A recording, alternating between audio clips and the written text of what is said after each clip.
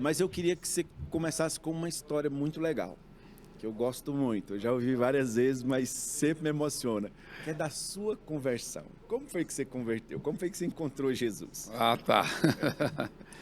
Bem, meus pais eram já missionários no Brasil, né? Meus pais vieram dos Estados Unidos. Eu sou o único da minha família que nasci no Brasil, né? Meus pais já estavam envolvidos tanto em empresas ligadas à família da minha mãe, lá nos Estados Unidos, de madeireiros. Eles eram grandes madeireiros, muito ricos, e também nas fazendas da família do meu pai.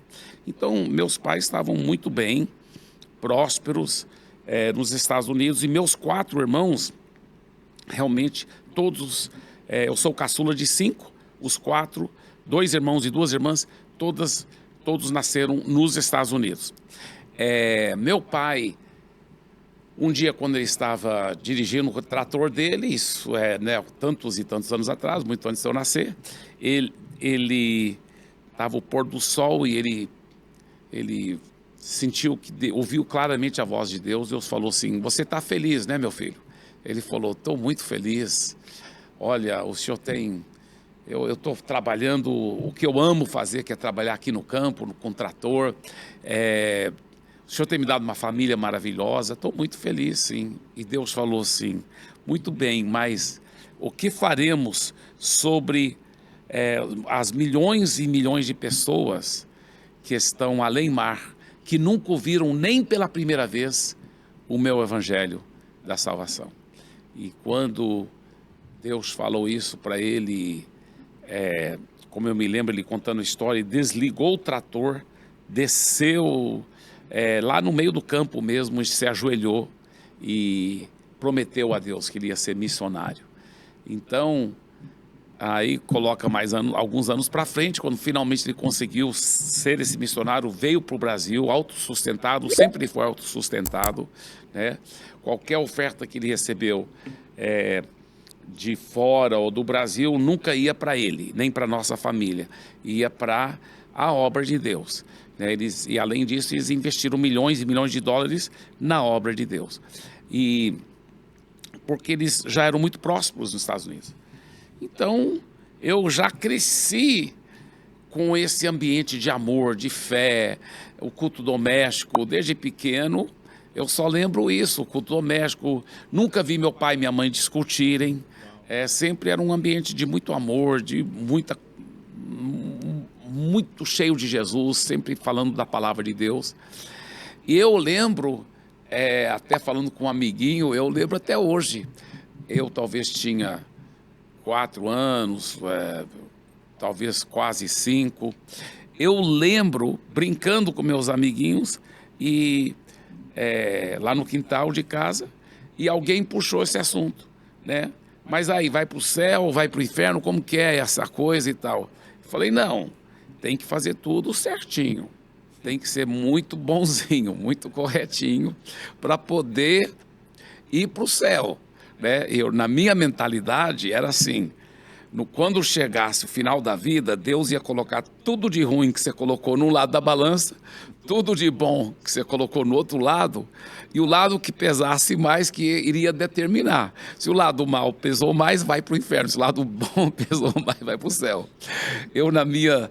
né, só tinha 4 anos de idade, mas realmente era uma mentalidade muito errada, porque nós sabemos que um pecado já faz a balança pesar muito mais, né, do que tudo, porque um pecado não pode entrar no céu. Mas eu não sabia disso, mesmo que eu estava indo para a escola dominical, mas eu só tinha 4, 5 anos de idade. Eu lembro que com 5 anos de idade, meu pai às vezes ia para uma outra cidade lá perto, de Belo Horizonte, onde nós moramos e onde eu nasci, onde nós morávamos, né? E meu pai, em vez em quando, me convidava: ei, quer ir comigo? E eu sempre queria ir com meu pai. Naquela época não era proibido criança ir no banco da frente, ninguém nem usava cinto de segurança também. E eu estava sentado lá ao lado dele, na poltrona da frente do carro, era um Fuscazinho, e nessa viagem. E meu pai, então, aproveitou e compartilhou o evangelho para mim. Ele explicou que, pelos nossos próprios méritos, nós jamais poderíamos ser salvos. E que um pecado já faria com que a pessoa não pudesse nunca ir para o céu. E que todos já pecaram e carecem da glória de Deus. E que Deus, vendo esse dilema, enviou o seu próprio filho para se tornar homem, e como um homem perfeito, ele podia morrer por nós, os imperfeitos. Tudo isso ele explicou. E aí ele explicou que, sendo que Jesus, o perfeito, morreu por nós, os imperfeitos, e ressuscitou, que se agora eu recebesse aquilo que Jesus fez por mim, ao levar os meus pecados, o castigo que eu merecia, eu poderia ser salvo se eu cresce nesse Jesus ressurreto que morreu levando os meus pecados. E se eu entregasse minha vida a Ele como meu Senhor, dono da minha vida, e como meu Salvador. E ele me perguntou: você está entendendo, meu filho? E eu entendi. Eu só tinha 5 anos de idade, mas já era muito inteligente. Tô brincando. Já era muito bonito e inteligente. Mas não, meu pai explicou tão bem que eu realmente entendi bem. E ele falou: e você quer entregar a vida para Jesus agora e receber isso que Jesus fez por você? Eu falei: eu quero. Ele falou: então ajoelha. Aí eu ajoelhei lá dentro do Fusquinha mesmo. E repeti a oração com ele. E eu nunca vou esquecer esse dia. Esse dia foi quando eu entreguei minha vida para Jesus e nasci de novo. Uau! Olha, dentro do Fusca. Dentro do Fusquinha, é isso mesmo. Que coisa linda. Não, seu pai e a sua mãe, pastor, foram assim exemplos, né? Tem tantas histórias maravilhosas. E uma coisa que eu sempre falo, às vezes eu estou compartilhando a história da nossa igreja, a história da nossa igreja, né, tem como base, né, o evangelho e a pessoa do apóstolo Melvin, que foi o grande, né, a grande pessoa que foi chamada para começar tudo. E eu falo: olha, o apóstolo Melvin, ele era um cara à frente da época dele, sensacional. Porque hoje a gente vê muita gente querendo ingressar no ministério e com tantos interesses em ser famoso, em isso, aquilo. E ele não, ele era americano, eram ricos, tinha uma vida muito próspera, muito boa. E aí, sabe uma coisa? Vamos deixar tudo e vamos lá para o Brasil. Sim. E que coisa fantástica, porque os Estados Unidos sempre foram um país, né, desenvolvido, de primeiro mundo, e eles abriram mão de tudo. E tem uma história bem legal que eu gosto, que é aquela que você encontrou o cartão do seu tio. Sim, Conta sim. pra gente. É verdade. Quando minha mãe